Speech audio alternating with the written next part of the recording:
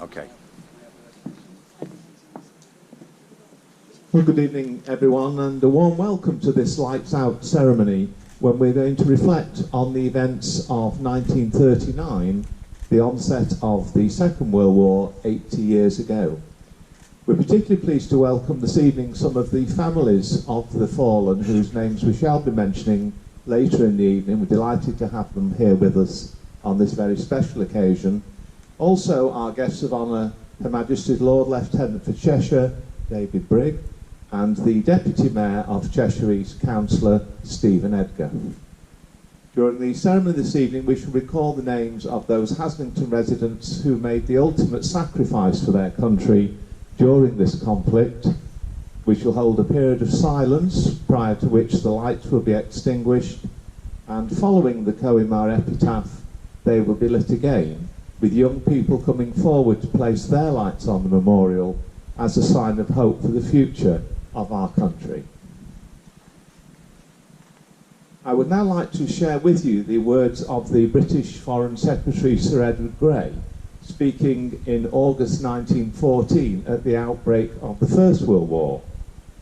These will be followed by the citation to the 2018 Festival of Remembrance, which were written specially for that event by Michael Mapogo and read by Colin Bell, DFC, who had served in Bomber Command, specially written to commemorate the 100 years since the signing of the armistice. On the 4th of August 1914, the then British Foreign Secretary Sir Edward Grey said quite simply, "The lamps are going out all over Europe, and we shall not see them lit again during our lifetime." I think a very chilling message from him at that time of the events that were to follow. 2018 saw the 100th anniversary of the signing of the armistice, and I think these words from Michael Mapogo are particularly fitting for our ceremony this evening. They came from our village, went to our school. They came from factory and farm, from city streets, down long country lanes, across wide, wide seas, from all corners of the earth.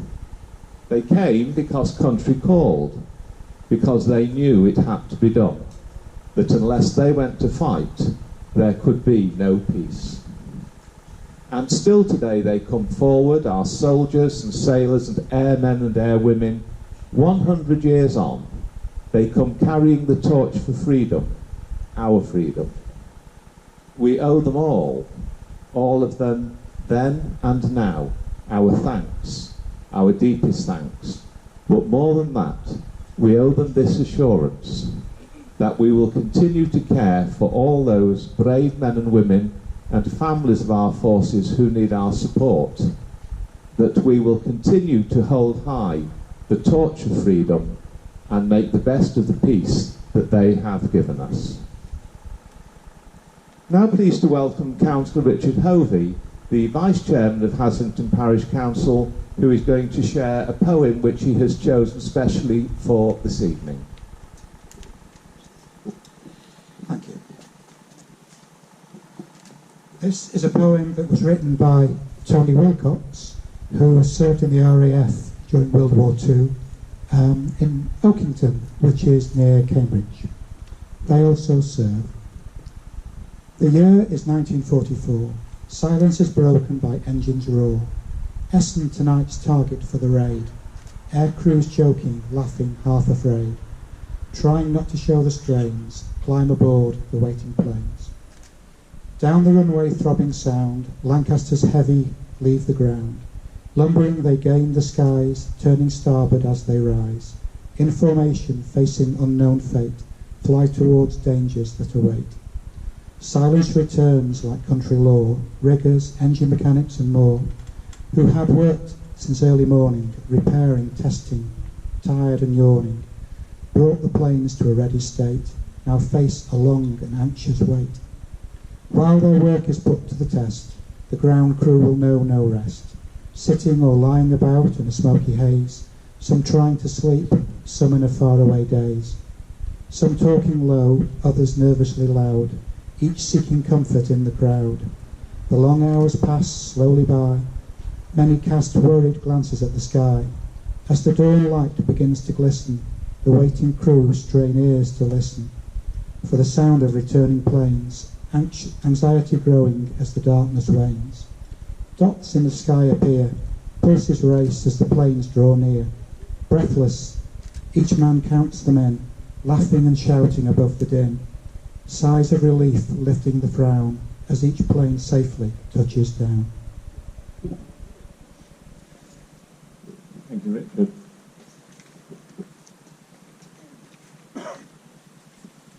At this point of the ceremony, ladies and gentlemen, I'm going to read out the names of those Haslington men who made the ultimate sacrifice as part of the war effort. This will be followed by the traditional silence with Last Post and Rivali, followed by the Koimar epitaph, after which we shall invite the young people here this evening to come forward and place their lights on the memorial. If you have lights with you, the time to switch them off is just as we're sounding the Last Post. The names we're honouring and remembering tonight: Sapper T. Bateman of the Royal Engineers, Lieutenant Commander T. Sims Hilditch, Flight Sergeant A.P. Price, Royal Air Force, Trooper S. Tapp, Sergeant C.W. Barnett, Warrant Officer P. Horrocks, Royal Air Force, Trooper F.Y. Whittingham, Sergeant A. Bevin, Royal Air Force, Third Officer R. Lewis, H. Horbert.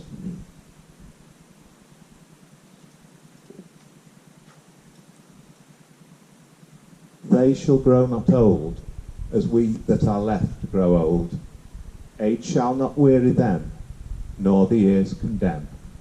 At the going down of the sun, and in the morning, we will remember them. We will remember them.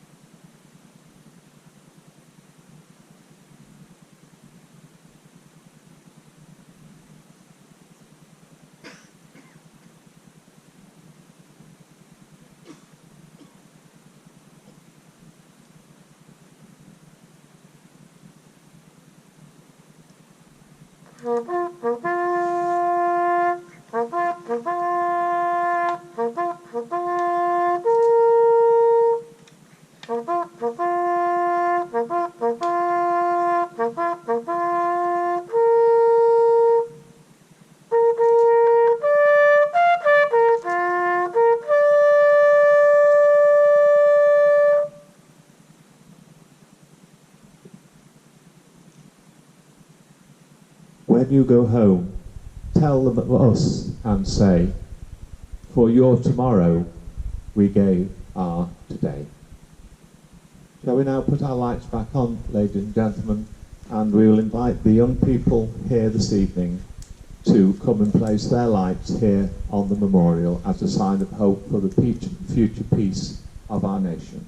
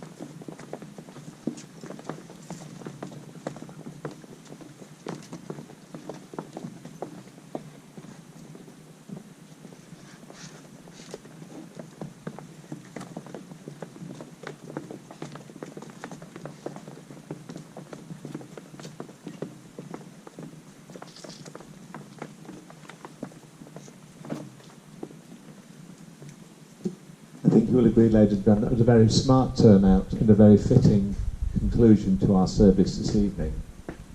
We have now reached the conclusion of our ceremony, and I would now like to invite Her Majesty's Lord Lieutenant for Cheshire to say a few words.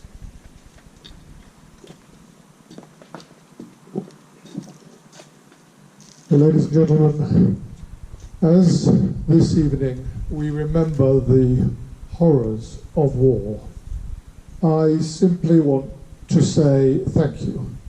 Thank you to everybody who has in any way made this evening's commemoration possible. So my thanks in particular to the celebrant, David Owen, to the Vice Chair of Haslington Parish Council, Richard Hovey, to the Royal British Legion Standard Bearer, Bob Cave, to tonight's bugler, Joanne Dunn, and particularly to the Sandbach Combined Cadet Force and the crew cadets, the crew air cadets. To you young people in particular, don't ever forget that war has devastating consequences, and it is simply not the answer to solving human conflicts. We have now had nearly 75 years of peace in this country, but no one can tell me when there was previously 75 years of uninterrupted peace. It is sadly not guaranteed to happen again. And it will be up to your generation to ensure that we continue to live in peace.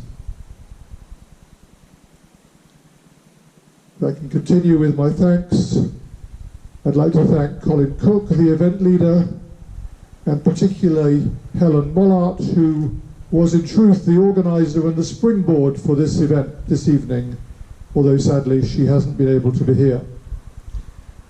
And lastly, but very definitely not least, our thanks to the ladies of Haslington Women's Institute for the hot drinks we are all invited to enjoy at the Cosy Club. And for those of you who don't live in Haslington, I understand if you walk past the Fox and keep going for a little, you'll find the Cosy Club on the left-hand side. And finally, thank you to all of you for being here this evening, in particular to those of you from the families of those who died in war. It is so important that we remember those who gave their lives so that we can live with the freedoms which we enjoy today. Thank you all for being here this evening.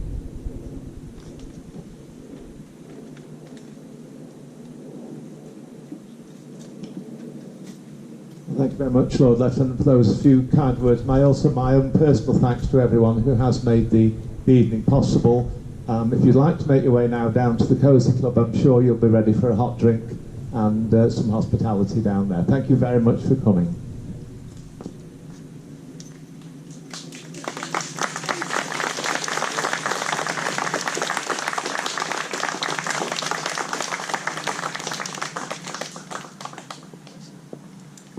Wonderful.